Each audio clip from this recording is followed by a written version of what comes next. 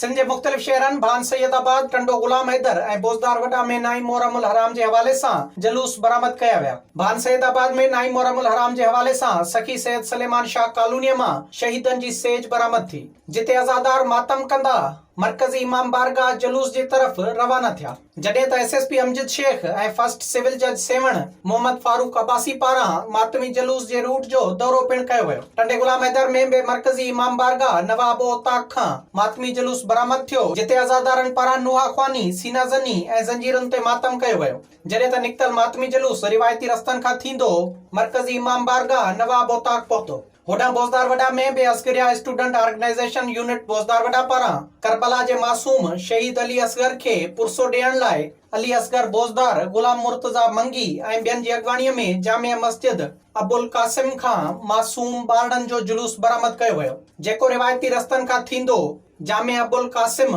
बोज़दार वॾा में नहर थियो, जिते ॿारनि मासूम अली असगर खे भेटा पेश करण लाइ क़सीदा पढ़िया। विज़िट कयो अवामी आवाज़ मीडिया ग्रुप जी वेबसाइट awamiawaz.pk।